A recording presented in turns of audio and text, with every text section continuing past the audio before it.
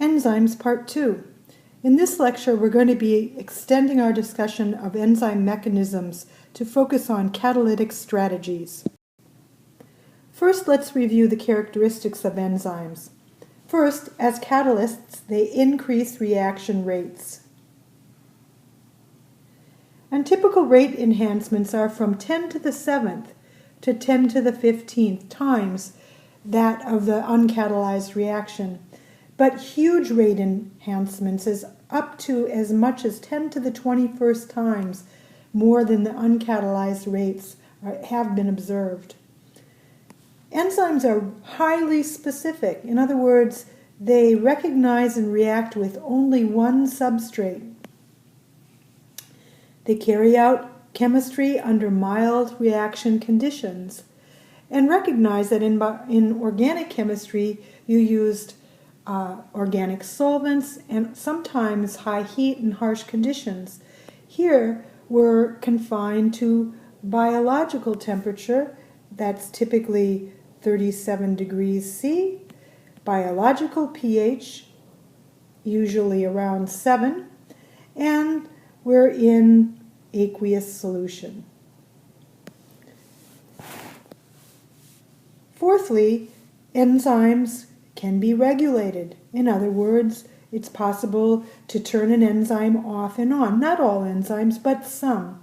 And this ensures that the reactions that take place will be appropriate for what's going on in the cell at a particular time.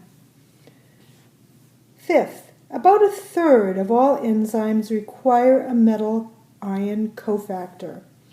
These are usually cations, such as zinc or copper. These are transition metal cations, or they may be either the alkali or alkaline earth metals, again cations like potassium and magnesium, or in some cases other inorganic atoms. Many enzymes require coenzymes to function. Coenzymes are organic molecules, and we often know them as vitamins. And these organic molecules bind along with the substrate in the active site of the enzyme and often serve to transfer functional groups to that substrate. For example, NAD transfers a hydride ion often involved in redox reactions.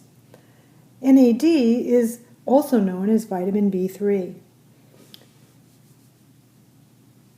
Another group transfer coenzyme is tetrahydrofolate, and we know this coenzyme as the vitamin folic acid.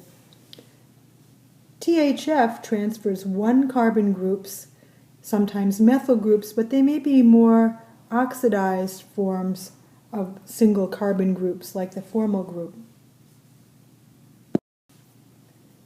For the remaining part of the discussion, we're going to be focusing on catalytic strategies. These are the tricks that enzymes use to enhance rates.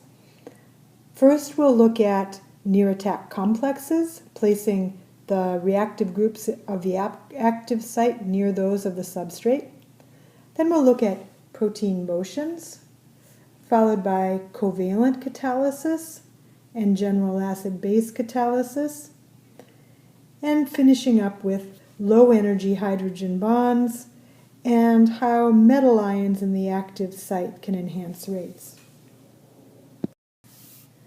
Let's begin by considering the near-attack conformation model. This is simply the idea that if you take two reactants and put them close together and make them stay close together, you'll get catalysis or rate enhancement. And while this isn't actually an enzyme experiment, very good evidence for this idea was provided by the Thomas Spruce group. What this group did was they looked at the bimolecular reaction of an acid and an ester to form an anhydride, as we see here. And if we compare this bimolecular reaction to intramolecular reactions where the acid group and the ester group that react are within the same molecule, we can see the power of this idea of proximity.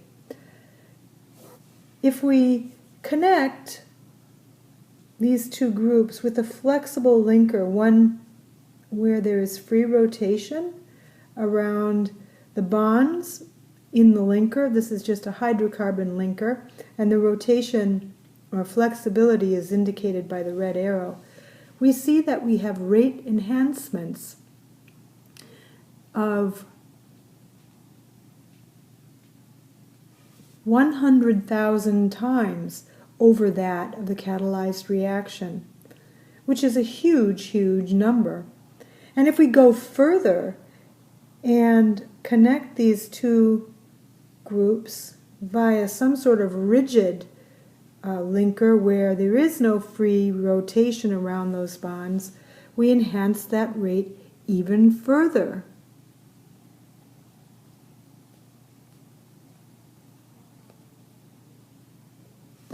So that the reaction now occurs 10 million times faster.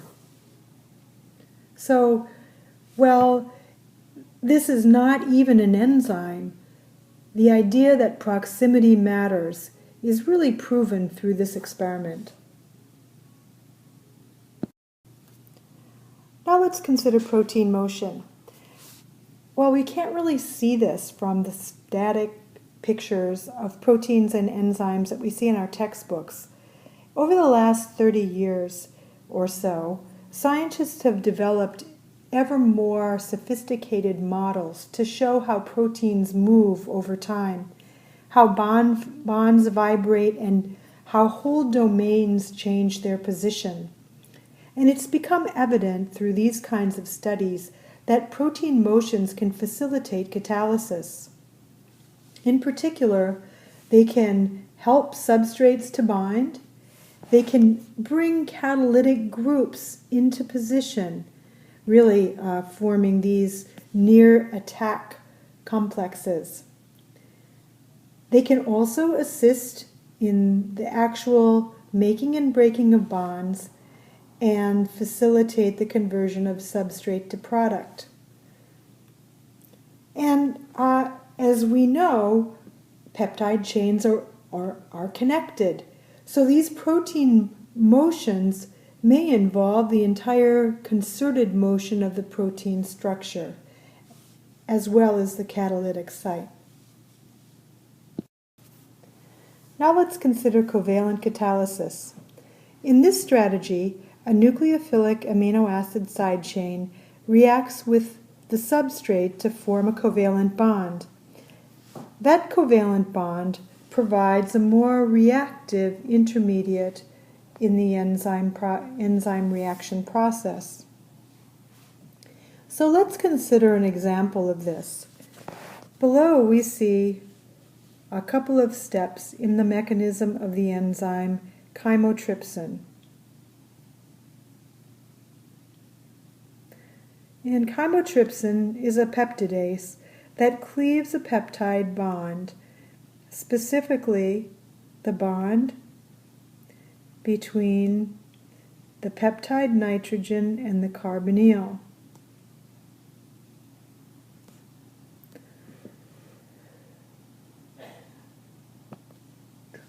Let's blow this up a little bit to consider this reaction process. All right, so here we see the active site of chymotrypsin. And over here we have the substrate bound in its binding pocket. The peptide bond that we're interested in breaking is between this nitrogen and this carbon here. And in order to do that, we're going to form this covalent intermediate, where serine 195 acts as a nucleophile to form this covalent adduct.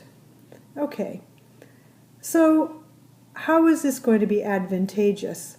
Well, recall again that we want to cleave this bond right here, this nitrogen-carbon bond. And if we did that directly, we would have as a leaving group half of the peptide ending in this nitrogen anion in this case. And as we recall from organic chemistry, this is a very poor leaving group because it is an extremely strong base.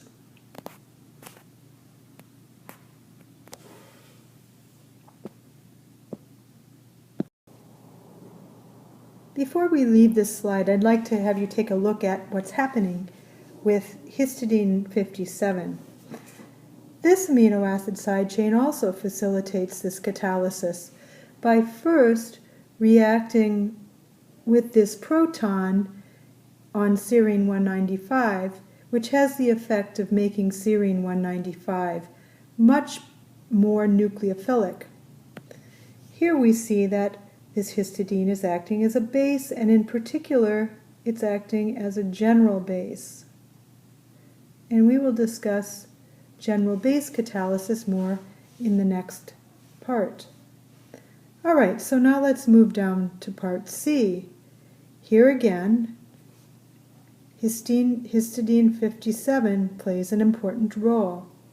In this case, it's donating a proton to the nitrogen that we talked about as being a poor leaving group. By donating a nitrogen to this, donating a hydrogen to this amine here, we make that group a much better leaving group. So when histidine 57 donates a proton, it's acting as an acid, and in enzyme mechanism, we would call that general acid catalysis. By forming a good leaving group, in other words, this half of the peptide, where we now have the NH2, that bond can easily be cleaved by reformation of the carbonyl. So this is an example of where covalent catalysis leads to a reaction that can occur by the formation or through the formation of a better leaving group. So now let's consider situations where acid-base catalysis occurs in the active site of the enzyme. This usually occurs when we have some group other than H plus or OH minus, some other side chain acting as the proton donor or acceptor. And when that happens, we call this catalysis general acid-base catalysis. So let's blow up this diagram here a little bit to see more specifically what we mean by this. Okay, so here we have a reaction. On top, the balanced reaction is given, and in this case, it's a reaction that cleaves this bond right here ultimately. But the first step of the reaction involves, as we saw before in the last diagram, the formation of a tetrahedral intermediate. In other words, the attack of some sort of a nucleophile, in this case a base on the carbonyl carbon. Okay, so if this occurs directly by OH minus attaching, we call this specific base catalysis. But in an enzyme mechanism, what is more often happening is that an amino acid side chain, for example, something like a histidine, acts as a base to facilitate the formation of that same tetrahedral intermediate. So this slide shows a table of the amino acids that can act as general acids or bases, and they include the acidic, basic, as well as other amino acid side chains that had pKa values on the table that we worked with in chapter, I can't remember, was it chapter 2 or chapter 4, when we were thinking about the acid-base properties of amino acids. And we can see that in the protonated form, all of these amino acid side chains can act as proton donors or general acids, whereas in the unprotonated form, these lone pairs can accept a proton, and these side chains can then act as general bases. Now let's consider low barrier hydrogen bonds and how they contribute to catalysis. In a typical hydrogen bond, one that would be in this 10 to 30 kilojoule range, the hydrogen is affiliated or closely associated with either one or the other of the two electronegative partners. And in order for that hydrogen or proton to be transferred, let's say, from one hydrogen to the other, there would have to be a transition state overcoming this energy barrier right here. Okay, so in an active site of an enzyme, that barrier can be reduced and the hydrogen bond stabilized by moving the two electronegative atoms closer together. In this case, the barrier for transferring that hydrogen either from this oxygen to that one or vice versa becomes negligible. This is really a special case of sort of a near attack complex, in the sense that it's the protein active site that's establishing the closer proximity between the two electronegative atoms. Let's consider the last of our catalytic strategies, metal ion catalysis. As we pointed out earlier on, about a third of all enzymes have a metal ion in the active site. These metal ions can serve a variety of purposes, but the most important are as redox cofactors, where they're either reduced by accepting an electron or oxidized by donating an electron. Or secondly, they can act as pKa shifters, or really act to change the electronic distribution of the reactants in the active site. Let's consider carbonic anhydrase, and I'm going to blow this up a little bit in order to consider this better. All right. Carbonic anhydrase is an enzyme that reacts with CO2 to form carbonate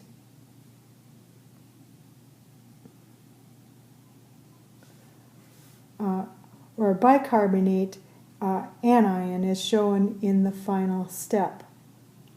In the active site, we see that this zinc ion is coordinated through the nitrogens of 3 histidines, and in one of its coordination sites it has a water molecule, shown here.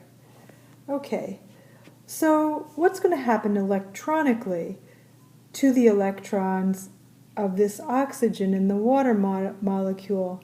Well, since zinc is positively charged, electrons are distributed or pulled towards the zinc ion. And that makes this hydrogen more acidic, or more able to dissociate from the water. So, in other words, if it's more acidic, it's really lowering its pKa. So that's what's meant by pKa shifting. So that leaves us with a hydroxyl group. And this hydroxyl group is a strong base or a good nucleophile, and it's capable then of reacting with the electrophilic carbon in a CO2 molecule. The zinc further helps in this reaction mechanism by stabilizing that negative charge on the newly formed bicarbonate anion. All right, so this is just one illustration of how metal ions can help in catalysis. To sum up, in this presentation we've reviewed catalytic strategies, the tricks that enzymes have to catalyze reactions.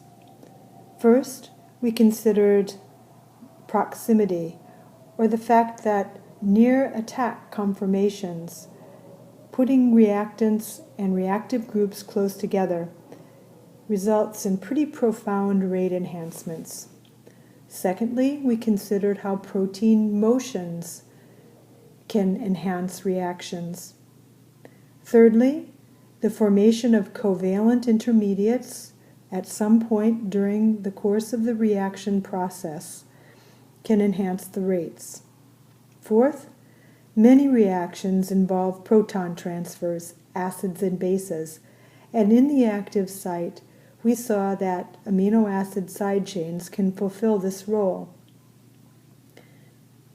Fifth, by bringing donors and acceptors in a hydrogen bond closer together, we can form very low barrier hydrogen bonds, and that energy that's released in forming these bonds can enhance rates. And lastly, we considered metal ions. These strategies are all powerful ways that enzymes can catalyze reactions in biological systems.